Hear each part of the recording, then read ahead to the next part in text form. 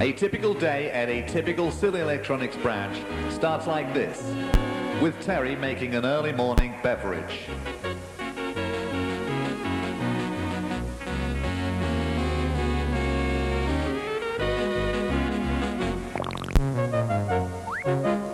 He lovingly places a cup of piping hot coffee onto his manager's desk. Shows an instantaneous psychopathic tendency and returns to the kitchen to give one to Adrian. Terry's seen psychiatrists about this, but they can't help the poor darling. A product with all the latest technology known to man, a monument to bad taste and indecent exposure, is the Baldwin Zodiac Uranus, with full splash-resistant pedal board and 4 mucus-repellent keyboards.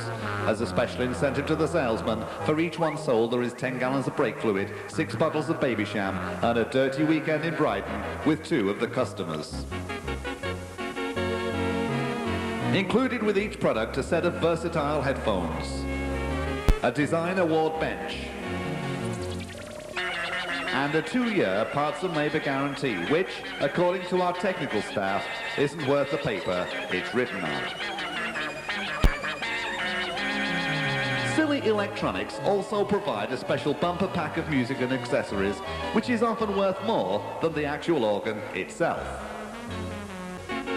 Here we have the delightfully delicious Terry, a typical Silly Electronics demonstrator.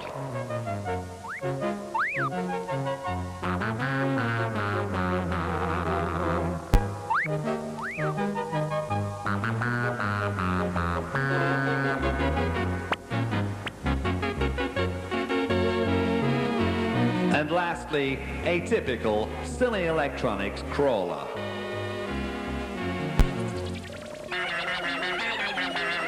We now move to the Torquay branch, where Honky Chris, ex-lead guitarist with the Blue Peter Harmonica Band, is preparing himself for the day's business.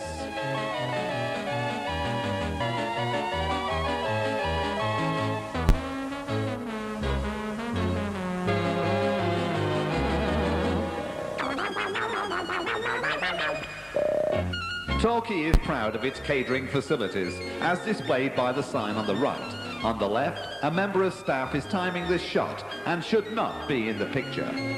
Here we have a Silly Electronics ticket tout, selling tickets at what we believe are very reasonable prices. Observe the unpretentious concert hall, which, on a good night, can hold up to 3 people.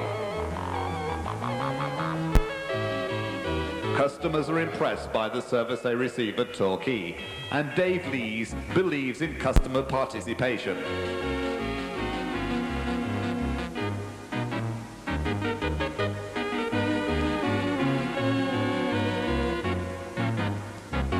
Although the customer asks for a demonstration, Dave thoughtfully insists that he joins in the sales meeting and subtly infers that unless he does, hospital food could become a way of life. No trouble is spared in providing the customer with a deep sense of confidence in the company, especially as Dave always shows his hand and puts his cards well and truly on the table. A fair deal is guaranteed. Immaculate and prestigious showrooms are essential in promoting the right image. No expense is spared in this regard. Perfection a foregone conclusion, and attention to detail a mere essential. Lowry organs could not survive today without the tireless sales thrust of Dave 3-in-a-bed Lees and David Don't Tell Your Dad Thompkinson. These are the superstars, the super salesmen, and indeed the supermen of our industry.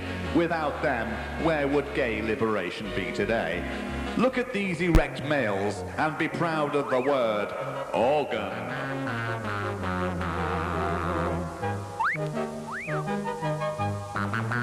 To maintain the high professional standards set by the company, staff training is a regular essential. And there's more to Trevor Burgess than meets the eye.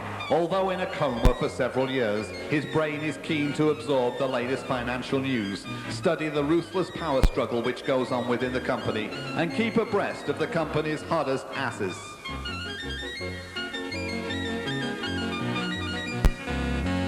are justifiably proud of our factory-produced service engineers whose high degree of technical skill ensures customer satisfaction. It's no accident that Viscount organs owe much of their short-circuit and wiring developments to the Italian spaghetti industry.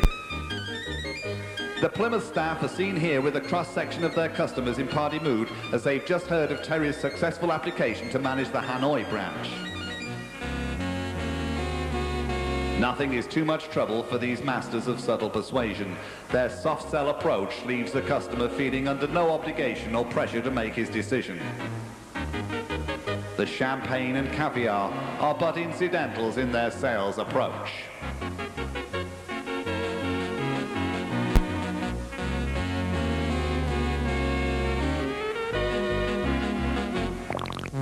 Have a light, sir, offers Trevor, who, before his sex change operation, was a man.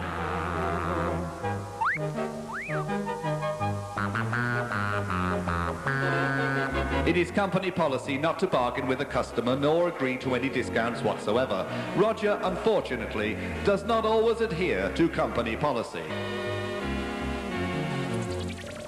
We leave the Plymouth branch with Terry devotedly supervising the branch until the police have finished interviewing Trevor regarding the theft of champagne caviar and hormone tablets from a local supermarket.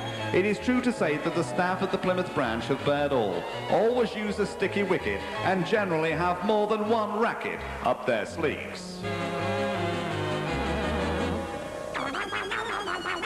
To end our visit to the West Country, we call in at the nerve centre of the silly electronics empire, the Exeter branch, where the motto is, "We're here to help you to play." This motto is borne out by the professional sales staff who love to play tiddlywinks, snakes and ladders, Ludo, you name it, show the beginner exactly how to play right from the start. First of all, the correct position of the bench. No, this is not the right position.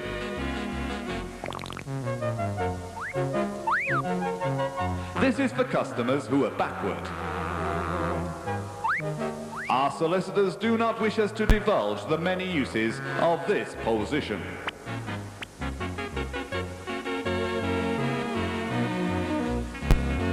To show just how easy it is to play, Terry will resort to anything. This position is for those who have difficulty in playing the pedals. Listen to the one-foot flute.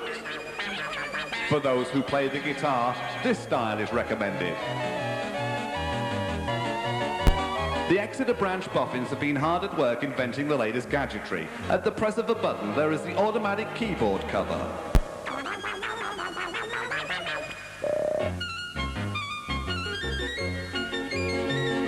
At the press of another button, an automatic tea dispenser.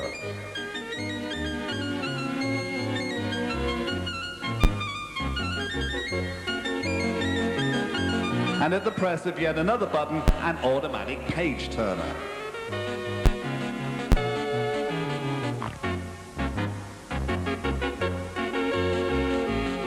For those who require something completely different, we have our back room, where customers may purchase something a little more exotic for a price. Do my eyes deceive me, you may say? But yes, a smutty life-size photo of John Brett playing Len Miller's golden oldie in the nude. If you are attracted, stimulated, feel threatened or uneasy about this photograph, please leave your name, address and telephone number. Finally, we present a truly lightweight portable, with Terry demonstrating the ease with which it can so easily be moved.